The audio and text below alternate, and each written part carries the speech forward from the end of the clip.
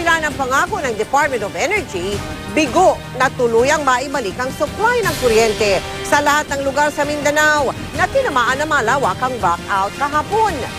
Mula sa Iligan City nakatutok si Trisha Zafra.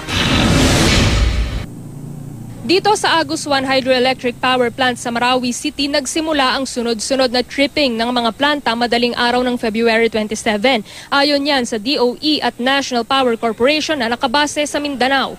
The tripping, as earlier stated, is due to some line faults or system disturbance which are outside the control of our power plant. Normal na nangyayari raw ito ayon sa NPC tuwing makakadetect ng aberya mula sa labas ang planta para maprotektahan ang iba pang generation unit. Hindi raw alam ng NPC kung ano ang external disturbance na ito, pero tiyak daw sila na hindi sa loob ng planta ng Agus 1 ang problema. Kung ang isang linya may ginawa, may pinutol, whatever yung isa rin yun ang result sa linya. Tsaka nakuha na ng mga puno. Pero sabi ng DOE, isang breaker daw na bahagi ng switcher ng Agus 1 ang isa sa tinitingnang pinagmula ng aberya. It's also partly kalumaan rin yun kung tutusin. Na in fact sabi natin, ba't hindi inaayos to? Yung pala nakaschedule niya pero 12 months pa bago ayusin doon sa schedule nila na inaprubahan ng ERC.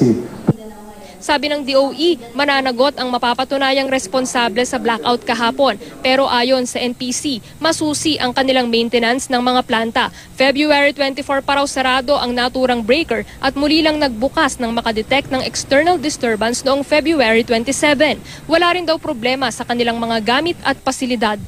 Kanya-kanya naman ang pag-ayos ng generators ang ilang negosyante sa Cotabato City.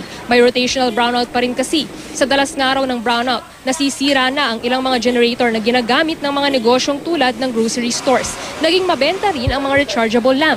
Bukod sa walang kuryente, mayroon ding mga residenteng nawalan ng supply ng tubig. Sa Zamboanga del Sur, ang dating 2 oras na rotational brownout naging 4 na oras pa. Kasabay ng brownout kahapon sa Cagayan de Oro bandang alas 4 ng madaling araw, nag-offline din ang 2 unit ng coal-fired power plants na nagsusupply ng kuryente sa mahigit 100,000 negosyo at mga bahay.